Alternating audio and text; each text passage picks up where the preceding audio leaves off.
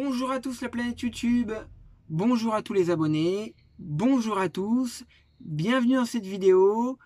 Aujourd'hui, on va parler du shadow banning, la censure déguisée.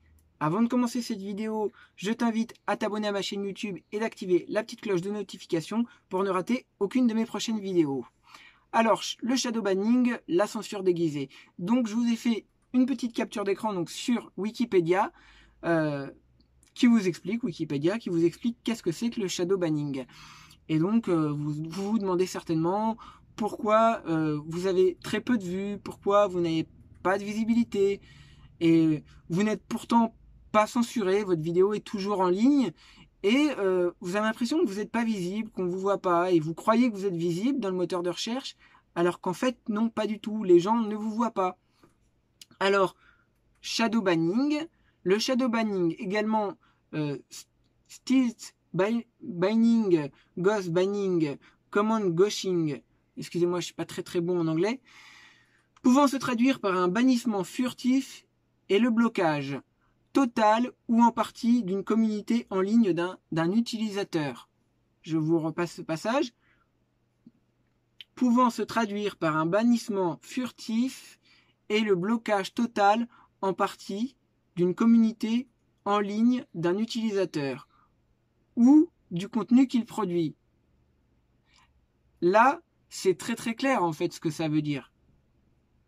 C'est très clair. Ça veut dire que il faut pas que la personne se rende compte qu'elle est censurée. Ça, c'est pour éviter justement que vous créez un autre compte, etc. C'est pour que la personne ne soit pas au courant qu'elle est censurée. Donc c'est de la censure déguisée. Vous voyez ? Alors, de telle sorte que celui-ci n'en ait pas conscience. Cela fait en rendant les contributions d'un utilisateur invisible ou moins visible auprès des autres membres du service concerné, tout en les gardant généralement visibles par lui-même. Voilà. Tout en les gardant généralement visibles par lui-même. C'est ce que je disais. Espérant ainsi que l'absence de réaction va finir par lasser l'utilisateur. Espérant que l'absence de réaction va finir par lasser l'utilisateur et amener ce dernier à adapter ses publications, réduire ces dernières, voire carrément quitter la communauté concernée. Donc là, on est clairement dans la censure. Une censure qui dit pas son nom. Voilà. Et si vous voyez, maintenant, aujourd'hui, on peut dire de moins en moins de choses sur les réseaux sociaux sans être censuré. Soit on est directement, la vidéo est supprimée, soit les notifications ne sont pas envoyées, soit les plateformes n'envoient pas les notifications, etc. Et puis, il peut y avoir plein de raisons. Soit c'est pour censurer, soit c'est pour adapter en fonction de ce que la plateforme voudrait comme contenu qu'on publie. Parce qu'ils oublient, les plateformes, c'est que si ces plateformes existent, c'est aussi un peu grâce à nous, utilisateurs, qui avons posté pendant des années du contenu et qui avons nourri la plateforme en contenu. Voilà. Donc description. En 2006, Michael Prior de Fog Creek Software parle de l'application de stilt banning sur certains forums en ligne, décrivant l'un des systèmes de Fogbug développé pour cela et permettant de régler le problème de comment éloigner la personne pour vous laisser tranquille. En plus de prévenir le flaming, le système décourage également le spam, bien que ceux les ayant mis en ligne auront toujours la fausse impression que celui-ci est toujours en place. Après, ça dépend qu'est-ce qu'ils considèrent comme spam. Hein. Parce qu'il y a des choses qui ne sont pas des spams qui sont considérées en spam, et il y a des spams qui ne sont pas considérés comme spam, on ne sait pas pourquoi. Alors, The Verge décrit le shadow banning comme l'un des plus vieux trucs de modération, relevant que les premières versions de vBulletin possédaient une liste d'ignorance globale, Global Ignore List, connue sous le nom de Tashi Goes to Coventry, littéralement Tashi va où couvent, d'après une expression anglophone. Exemple notable. Au milieu des années 1980, les forums de BBS, dont Citadel, appliquent à des utilisateurs jugés problématiques. Voilà, on y vient. Au milieu des années 80, les forums BBS, dont Citadel, appliquent à des utilisateurs jugés problématiques une forme de restriction d'accès et d'édition s'apparentant au shadow banning. Lorsque activé, l'utilisateur ciblé possède un accès limité et peut généralement lire les discussions publiques, mais ces messages publiés ne sont pas montrés aux autres utilisateurs. Voilà, c'est pas montré. En fait, vous croyez. Mais d'ailleurs, il y a une manière. Il y a une manière de détecter si vous êtes shadow banning. Tout simplement, vous allez sur votre page ou votre site, hein, et vous allez regarder en navigation privée, en n'étant pas connecté. Et vous regardez si vous apparaissez dans la barre de recherche. Si vous n'apparaissez pas dans la barre de recherche en navigation privée, hein, vous pouvez facilement voir, en fait, en vous connectant en anonyme, voir si les autres utilisateurs vous voient. Ou tout simplement, vous vous connectez avec un autre compte. Voyez ? Une mise à jour de Hacker News en 2012 introduit un système de hell banning visant à contrer le spamming et les comportements abusifs. Après, ça c'est ce qu'ils disent. Hein. Ça c'est ce qu'ils disent.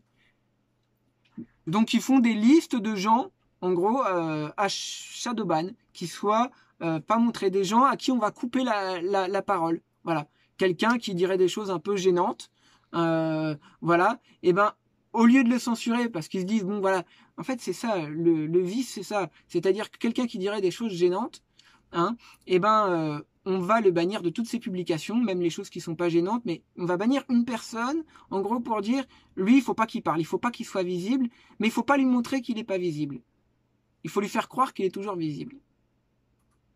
Vous voyez comme c'est tordu, comme ça. Bah oui, parce que eux, leur peur, quand ils veulent pas que tu mettes des choses en ligne, leur peur, c'est que tu crées un autre compte et que tu publies et que tu sois plus shadowban. S'ils ont décidé de te shadowban.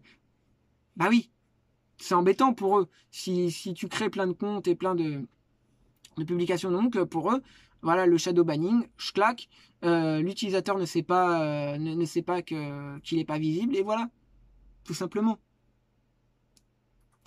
Donc, Craigslist est également connu pour fantomiser, ghost, les publicités d'un utilisateur.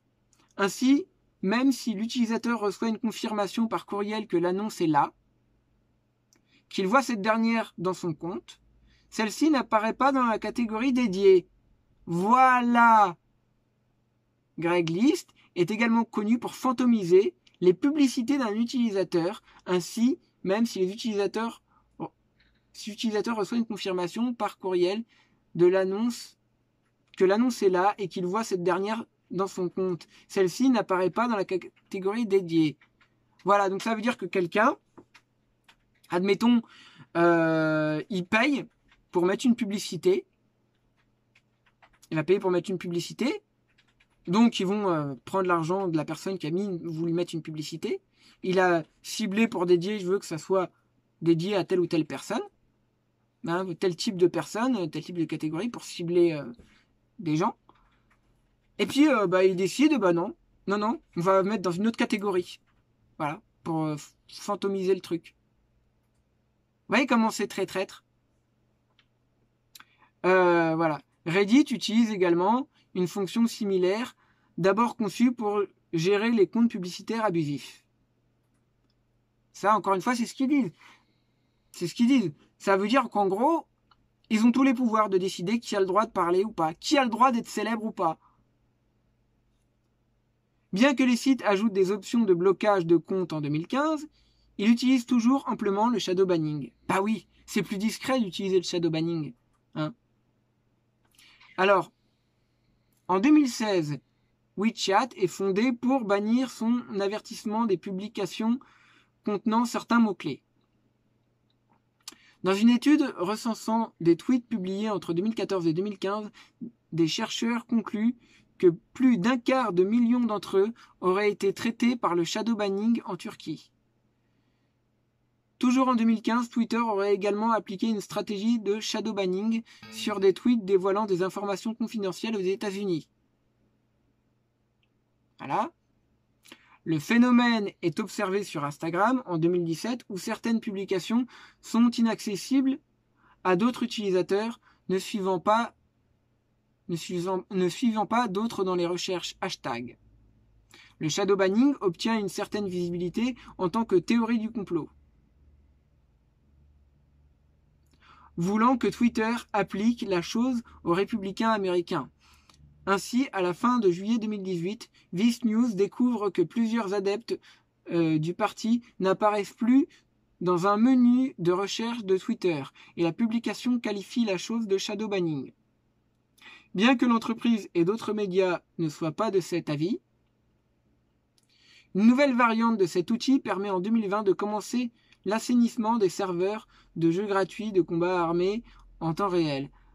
Effectivement, la société Activision, ayant décidé de tenir position contre les utilisateurs de triche, a demandé à tous les créateurs de nouveaux comptes de jeux sur la version PC de Warzone, Call of Duty, d'activer la vérification en 2 étapes, nécessitant un numéro de téléphone lié au compte.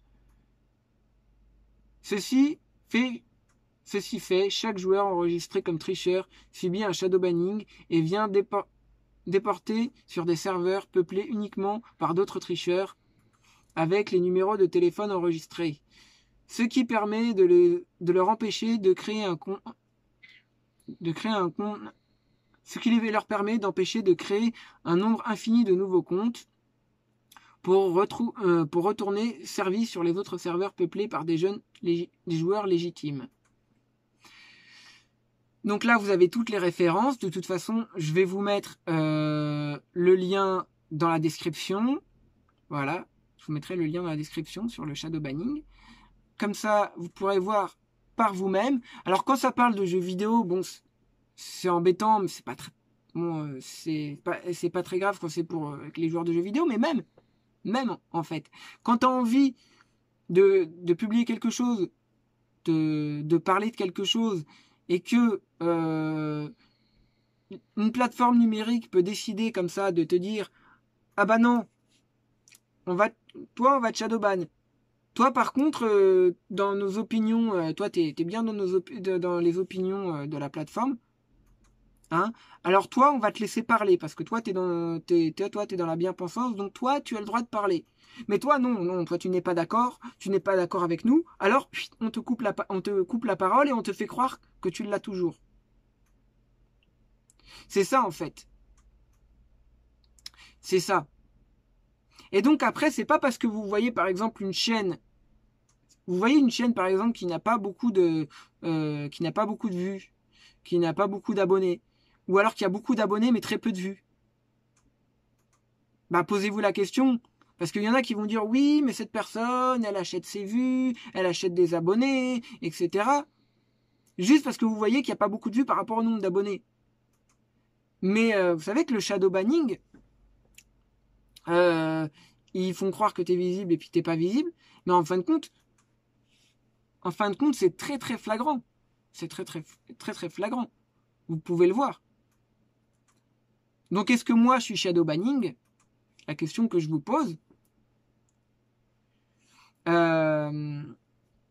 Est-ce que ma copine est shadowban aussi? J'en sais rien. Hein, là, je mets une affirmation. Je me pose des questions. Est-ce qu'on a encore le droit de se poser des questions dans ce monde, hein? Est-ce qu'on a le droit encore de se poser des questions? Donc, voilà, tout ça, c'est disponible. Ça invite vraiment à la réflexion. Parce que vous pouvez le vérifier directement en navigation privée, sans aucun compte ou avec un autre compte différent, et vous verrez si vous êtes shadowban ou pas, tout simplement. Alors, merci d'avoir regardé cette vidéo. Vraiment, c'est important, partagez-la pour que les gens soient au courant, même si les informations sont là, mais moi, je ne fais que la relayer, et si vous donnez mon avis là-dessus, je me pose la question, tout simplement. Et voilà, n'hésitez pas à commenter la vidéo, la partager, la liker, n'hésitez pas à vous abonner et à activer la petite cloche de notification, montrez bien que vous êtes là, voilà. Et sur ce, moi je vous dis à bientôt pour une prochaine vidéo. Ciao ciao.